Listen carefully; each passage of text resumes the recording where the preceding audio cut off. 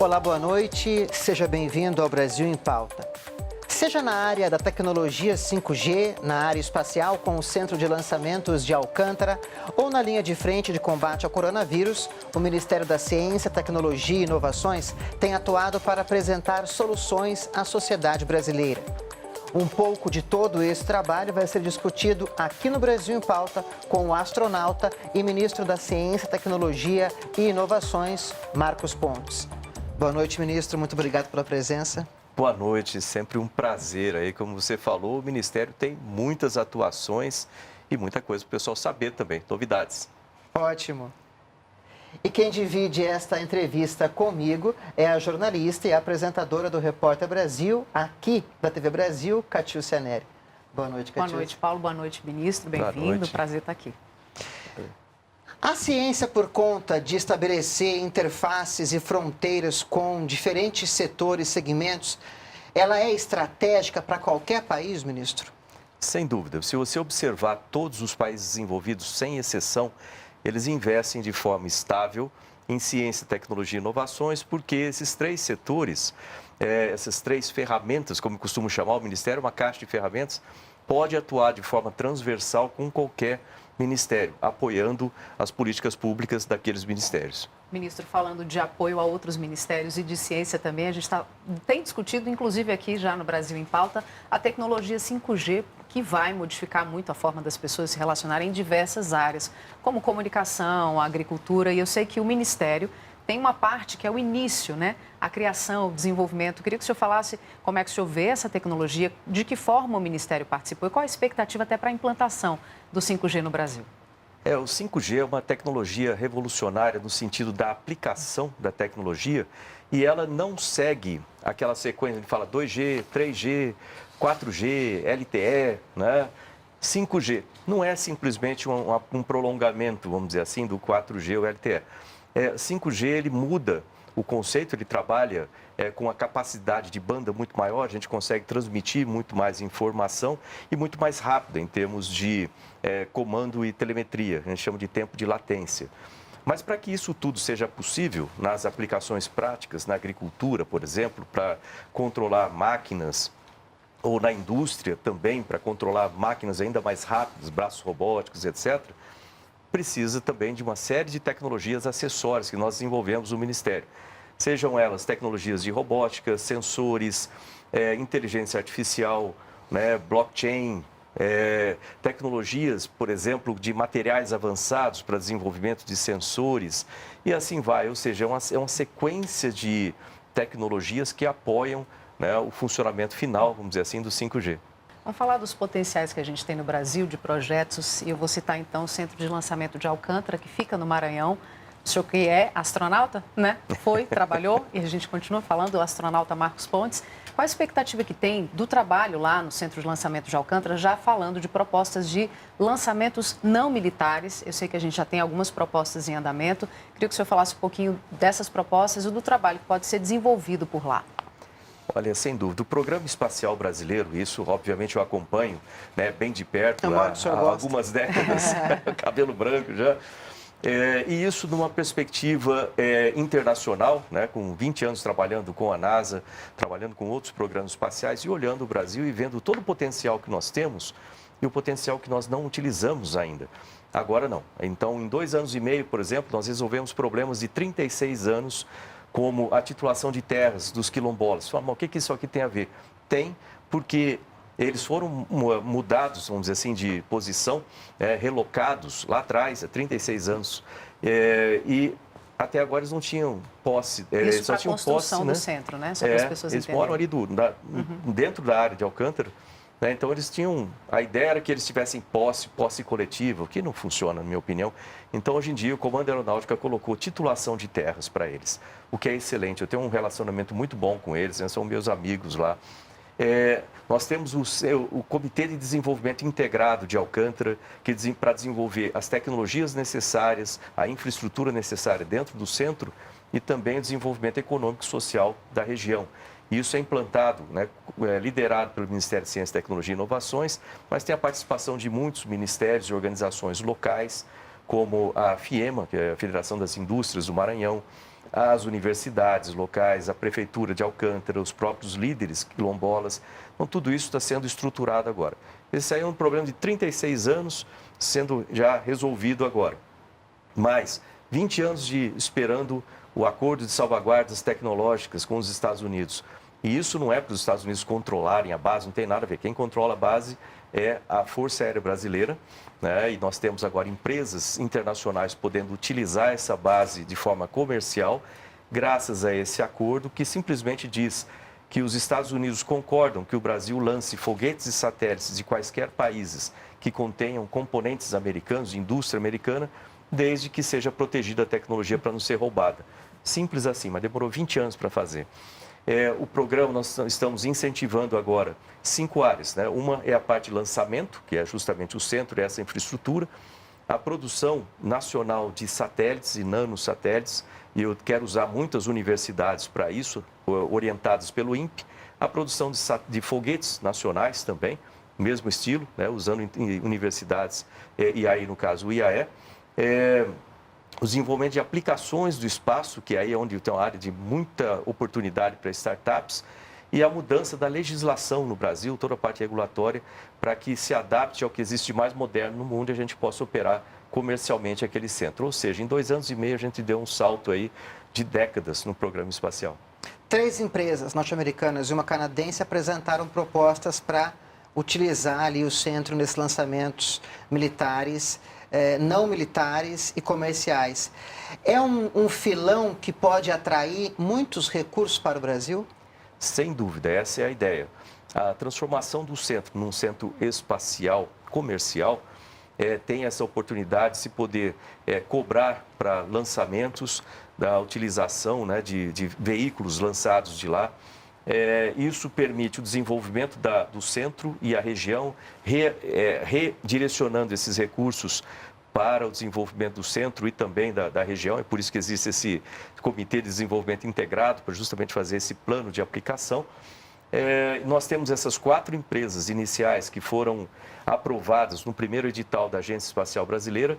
A sequência do trabalho agora, elas precisam fazer um contrato com o Comando da Aeronáutica, né, para poder efetivamente começar as atividades. A gente espera que para o ano que vem nós já tenhamos lançamentos comerciais ali de Alcântara.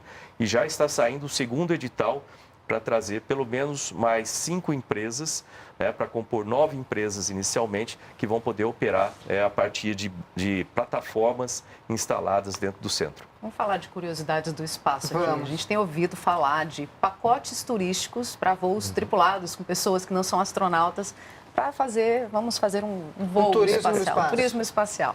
A gente sabe que aí já está mais perto do que longe, né? Essa realidade pode ser que a gente veja voos assim, foguetes sendo lançados com essa proposta de Alcântara? Sim, num primeiro ponto, né, que nós acompanhamos aqui há pouco tempo, o lançamento da Virgin Galactic, que ela utiliza um avião com fuselagem dupla e leva a espaçonave no centro. Essa espaçonave ela é solta, aproximadamente 45 mil pés, e ela sobe no ângulo de 70 graus até, por enquanto, eles estão chegando no que a gente chama de edge of space, né, no limite do espaço, entre 80 e 100 quilômetros. Oficialmente, o espaço começa na linha de Kármán, em 100 quilômetros. Agora são voos iniciais, mas no futuro próximo eles vão estar passando essa linha de Kármán e vão chegar efetivamente ao espaço para voo suborbital, levando passageiros. Existe uma diferenciação aí entre astronautas profissionais e os passageiros. Basicamente, os astronautas são aqueles... É como se você pegar uma empresa comercial de aviação, o aeronauta profissional é o piloto, comandante do avião e o copiloto, e os atendentes, os comissários, esses são aeronautas profissionais, que resolvem os problemas do avião e pilotam o avião. E tem os passageiros. Mesma coisa nesses voos comerciais, vai ter os passageiros, que obviamente não tem que pilotar ou resolver problemas da espaçonave, mas isso vai abrir um mercado enorme no mundo, né? E o Brasil tem que participar disso. Inicialmente, com esses voos com aeronaves para voos suborbitais, nós já podemos fazer isso. A pista de Alcântara é completamente capaz de fazer isso. Inclusive, uma das empresas que venceu lá também é ligada à Virgin, né, com outro tipo de lançamento. E agora, num futuro, nós teremos lançamento de foguetes carregando passageiros. E aí a gente vai demora ainda provavelmente uma década ou 2 décadas para que a gente tenha toda a infraestrutura e também os veículos, né, para o desenvolvimento levando passageiros brasileiros ou, né, astronautas brasileiros ao espaço. Isso é uma coisa que eu gostaria muito de ver. E o projeto Artemis? O Artemis é um projeto que, liderado pela NASA, tem a participação de 11 países e empresas privadas.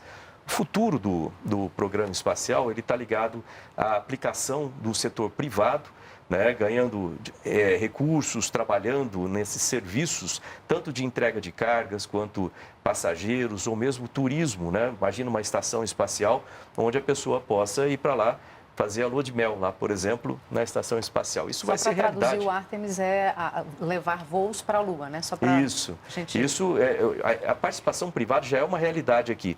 Mas e quanto a voos mais distantes, como Lua, Marte, asteroides, estação espacial em torno de Lua? Aí entra o Artemis, né? O Artemis ele vê esse outro caminho, né, essa outra expansão das aplicações espaciais, já levando também o setor privado junto, e tem a participação de muitos países também no setor público, e o Brasil participa disso de uma forma muito interessante, que eu sempre quis ver isso no meu tempo ali de NASA, 20 anos lá, que nós podemos colocar universidades, por exemplo, para trabalhar no desenvolvimento de rovers, para explorar a Lua, a exploração científica para os nossos pesquisadores aproveitarem isso, empresas brasileiras que podem fazer partes de espaçonaves, da Gateway, por exemplo, que vai ficar ao redor da Lua, ou de outras espaçonaves para a exploração de espaço profundo, ou seja, abre uma janela gigantesca para o programa espacial brasileiro também. E a ideia seria, em 2024, retomar esses voos tripulados à Lua pelo Artemis. O Artemis também contempla, né, voos tripulados, não tripulados e tripulados.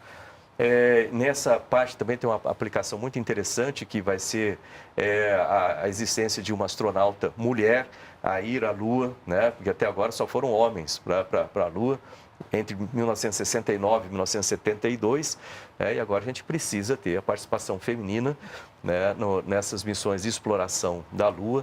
E ali vai servir de base também, diga-se de passagem, o desenvolvimento das tecnologias de uma base na Lua vai servir como base de tecnologia para outras missões, como Marte, estabelecer uma base em Marte, assim por diante.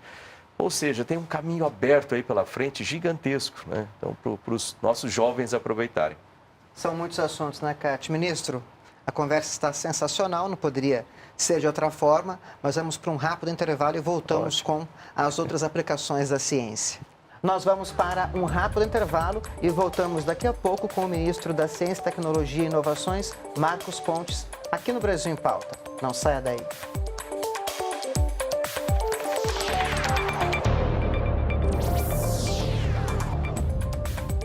De volta com o Brasil em Pauta, o convidado é o ministro da Ciência, Tecnologia e Inovações, Marcos Pontes. Ministro, continuando nessa questão do espaço, o programa espacial brasileiro cada vez está mais robustecido e em fevereiro houve esse lançamento da Índia de um satélite 100% nacional. Ele foi constituído ali em São José dos Campos, no interior de São Paulo, e uma das funções é monitorar o desmatamento da Amazônia. Isso. Qual que é a importância disso, ministro? Olha, tem muita importância. Primeiro, na aplicação, né? Monitoramento de diversos biomas do Brasil, e também a Amazônia. O nome dele é bem característico, né? Amazônia 1. Mas ele traz essa parte de ser um desenvolvimento de tecnologia nacional, com fabricação nacional. E na sua concepção, ele tem a plataforma multimissão, que essa plataforma ela vai poder ser utilizada em outros satélites com carga útil, vamos chamar assim, diferentes para satélites. Então, a gente já tem pensado agora em um Amazônia 2, né, e também a criação de satélites com radar de abertura sintética, que vai ampliar bastante a capacidade de tecnologia do país. Tudo isso agora mais potencializado com a liberação do Fundo Nacional de Desenvolvimento Científico e Tecnológico, que vai permitir projetos dessa natureza. Ministro, recentemente o senhor esteve no Rio Grande do Sul com o presidente Jair Bolsonaro visitando o maior parque, a maior planta de grafeno, né, em escala de produção industrial. Queria que o senhor explicasse, da América Latina, inclusive, explicasse o que é o grafeno, qual é a viabilidade econômica, por que o presidente e o Ministério falam tanto e com tanta propriedade, o que ele pode mudar financeiramente, economicamente para o país e em outras áreas. Olha, essa é uma coisa que toda vez que a gente fala do grafeno do nióbio, eu lembro da época da campanha, ou antes da campanha, eu conheço o presidente Bolsonaro há bastante tempo, que ele falava assim, veja o Japão, veja a Coreia do Sul, Israel, veja o que eles não têm e veja o que eles são. Veja o Brasil, veja tudo que nós temos, recursos naturais, e veja o que nós não somos. Eu sempre complementei assim, ainda, porque a ciência e tecnologia vai levar o Brasil para esse patamar ou acima. E isso aí está se tornando realidade. E o grafeno e o nióbio, acho que eles representam bem isso aí. Né? Vamos começar pelo grafeno. O grafeno é uma estrutura basicamente bidimensional, né? 2D, que ela é criada por uma reconfiguração atômica, né? De átomos de carbono. No começo, eles eram esfoliados, vamos dizer assim, do grafite, né? Ou da grafita. E aí eles se recombinam num formato hexagonal, né, e bidimensional, que tem características muito interessantes em termos de condutividade elétrica, condutividade de temperatura também, resistência mecânica. Tem uma série de características muito interessantes que podem ser utilizadas em equipamentos, né? Então, o presidente sempre cobrou bastante sobre isso e hoje nós temos essa planta, é a maior da América Latina, né, no desenvolvimento, a partir da grafita, no desenvolvimento de grafeno, a produção de grafeno, a gente produz 5 toneladas, agora a gente vai ampliar essa produção de grafeno de boa qualidade em grande quantidade, o que é bastante importante, porque às vezes aumenta a quantidade e cai a qualidade, mas nesse caso não, tecnologia nacional para o desenvolvimento, né, do grafeno, e aí vem as aplicações, né? Nós tivemos essa feira já com 16 empresas utilizando o grafeno nos seus produtos, inclusive produtos do setor automotivo, né, desde estruturas, né, com polímeros também, né, e até a parte de combustível para melhorar a queima, a parte de lubrificante, construção civil, né, você vê aqueles vergalhões, em vez de ferro, você usa grafeno, que ele não enferruja, tem mais resistência e muitas vantagens, mais leve. Então, tem muitos produtos já sendo feitos. Aprimora o mercado, é bom para o consumidor também, economicamente para o país também? Demais, demais, porque é um mercado novo, né? O Brasil está se tornando, né, cada vez mais protagonista nesse setor de grafeno e no nióbio, já falo do nióbio daqui a pouco, mas a importância do Brasil abrir esse mercado é porque com isso, nós vamos ter um setor novo que vai produzir muitos empregos e empregos associados a tecnologias do futuro, tecnologias habilitadoras, no caso aí de materiais avançados. O nióbio segue o mesmo princípio, né? O Brasil, em termos de grafita para o grafeno, nós temos aí uma quantidade enorme do que é disponível no planeta. No nióbio, nós temos o nióbio distribuído ao longo do planeta, né? Mas nós temos a melhor tecnologia, nós produzimos mais nióbio do que qualquer outro país. E esse nióbio ele leva 165 processos até que você purifique num pó de nióbio, por exemplo, ou que você misture com ferro para diminuir o ponto de fusão e ser utilizado na indústria metalúrgica. Mas o nióbio serve para fazer ligas especiais para melhorar a condutividade, melhorar a capacidade mecânica, térmica de ligas. Agora, a junção dessas duas tecnologias que é interessante, que é a tal da superbateria de nióbio-grafeno, que permite um número muito grande de cargas, rapidez na carga e maior capacidade de carga. Então, isso o Brasil está correndo atrás, a gente está bem nessa corrida mundial. Antes da gente entrar na questão da Covid-19, nesse enfrentamento, né, que foi um enfrentamento que o Ministério da Ciência, Tecnologia e Inovações teve e tem um protagonismo grande, eu queria que o senhor falasse um pouquinho sobre como é que está o Brasil hoje na questão da ciência e tecnologia. O senhor falou de Japão, Coreia do Sul, a gente sabe da Alemanha, Estados Unidos, Reino Unido. Como é que nós estamos nessa questão, nesse grupo? Chegamos a esse grupo já? Ainda temos um bom caminho pela frente, né? E quando eu falo isso, não é na questão da produção científica. O Brasil, em termos de produção científica, papers, a gente está bem, nós somos 13º no planeta. Ampliou-se muito, né? E isso é muito positivo, a produção de conhecimento. A questão está em transbordar esse conhecimento para novos produtos, novas empresas, mais empregos, nota fiscal. Então, esse é todo o trabalho que a gente tem feito, né? O Ministério de Ciência e Tecnologia, em associação com outros ministérios, como o Ministério da Economia, melhorando, vamos dizer assim, o ambiente de negócios no Brasil. Aumentar isso aí. E a gente está andando a passos largos, isso é importante registrar, a gente tem andado a passos bem largos nesse sentido. E eu tenho, assim, uma felicidade né, de liderar esse ministério, que eu acredito que é um dos ministérios mais importantes no sentido de desenvolvimento transversal do país, tanto econômico quanto social. E nessa área, né, quando a gente fala, por exemplo, de tecnologias da saúde, acho que o Brasil ele foi ficando para trás durante muito tempo, acostumando a importar as coisas, de ser dependente 90%, 100%, por exemplo, de insumos farmacêuticos para remédios e para vacinas, e a gente acordou com essa pandemia. Eu tenho no Ministério uma rede chamada Rede Vírus MCTI, que a gente formou antes do começo da pandemia, com especialistas, médicos, pesquisadores, cientistas que nos dão as diretrizes. E essas diretrizes estão fazendo com que a nossa ciência e tecnologia voltada para o setor de saúde acelere, vamos dizer assim, um ritmo muito grande. Nós temos hoje em dia, por exemplo, 15 estratégias de vacinas nacionais, com tecnologia nacional, para a produção de insumo farmacêutico em empresa nacional, tornar o país independente nisso aí e, além disso, produzir empregos e recursos aqui no Brasil. 15 estratégias de vacinas e temos uma internacional, que é sob licença, que nós estamos fazendo com os Estados Unidos para a mensageiro RNA. Mas isso é bastante interessante. Dessas vacinas, as 15 são estudos para Covid, são vacinas diversas? São vacinas, essas daí são para a Covid, especificamente. Mas a nossa estratégia, ela é bem ampla. Por quê? Primeiro, você tem que desenvolver um sistema, né? E nós temos os nossos Institutos Nacionais de Ciência e Tecnologia, que conseguem desenvolver as plataformas, como a gente chama, dessas tecnologias, sei lá, vírus irradiado, vírus inativado, mensageiro RNA ou adenovírus, uma série de tecnologias diferentes. Então, agora a gente tem o conhecimento no Brasil de fazer. A gente usou o Covid para desenvolver essas tecnologias no Brasil.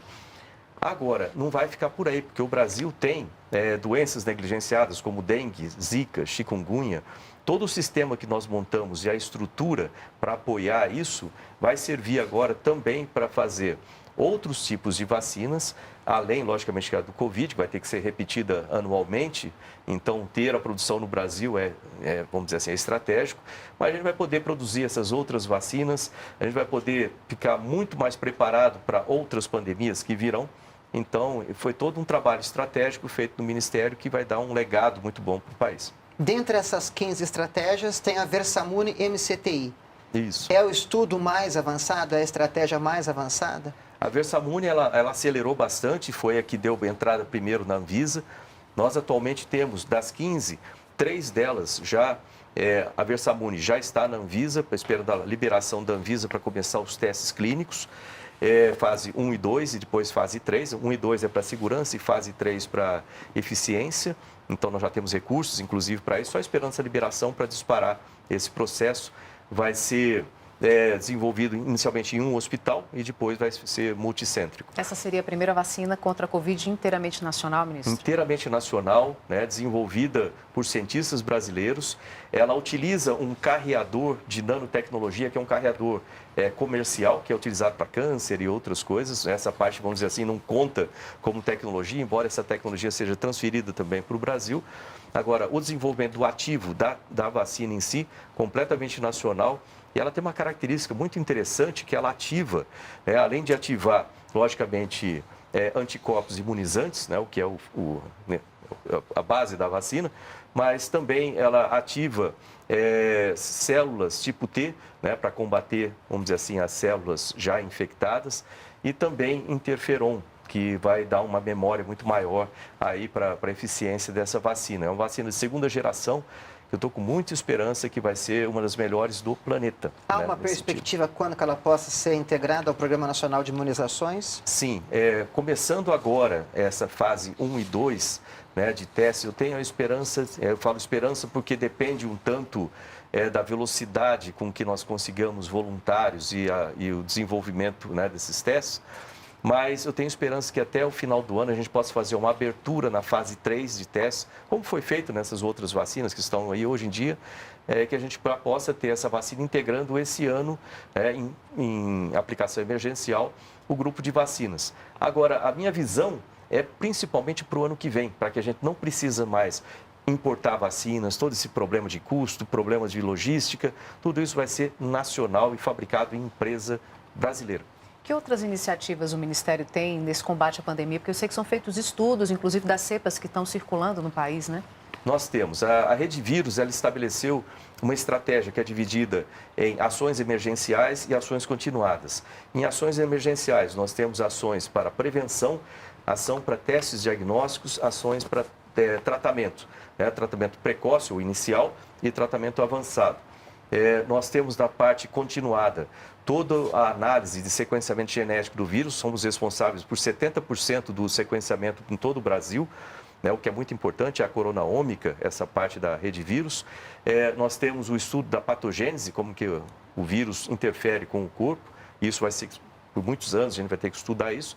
O desenvolvimento de vacinas e a melhoria da infraestrutura, né, do país, com laboratórios de campanha, laboratórios para testes, laboratórios para próprio sequenciamento e, inclusive, a criação de um laboratório tipo NB4, que é o de máxima contenção biológica, para poder tratar com vírus de altíssima letalidade, como ebola ou mesmo sabiá, que é um vírus brasileiro, né, para a gente tratar com isso. O Brasil vai estar muito bem preparado para as outras pandemias também. E para quem está nos assistindo, todas as informações podem ser encontradas nas redes sociais do Ministério? Sem dúvida. Aliás, aí a dica para o pessoal, né, entrar lá no gov.br/MCTI, né, ali tem todas as dicas, tem muita coisa do Ministério, a gente não consegue divulgar tudo. É uma infinidade. Inclusive para aqueles que querem transportar, vamos dizer assim, transformar a sua ideia numa empresa. A gente tem vários programas que podem apoiar esse tipo de iniciativa. Ministro, sensacional. A gente queria alongar aqui essa quanto? entrevista. 300 programas. Muito bom. Olha, gente, eu estou lá à disposição. O Ministério é do Brasil, né? E lembrar só a missão do Ministério: produzir conhecimento, produzir riqueza para o Brasil, contribuir com a qualidade de vida das pessoas. É para isso que nós servimos. Muito obrigado, ministro. Obrigado. Muito obrigada, né? Catiúcia. Prazer, ministro. Muito obrigada. Prazer, viu? Já fica o convite para o senhor voltar aqui ainda esse ano. Vamos lá. O Brasil em Pauta recebeu nesta edição o ministro da Ciência, Tecnologia e Inovações, Marcos Pontes. Se você quiser rever esta ou outras entrevistas, é só acompanhar as nossas redes sociais ou baixar o TV Brasil Play. E o Brasil continua em pauta aqui na TV Brasil. Até o próximo programa.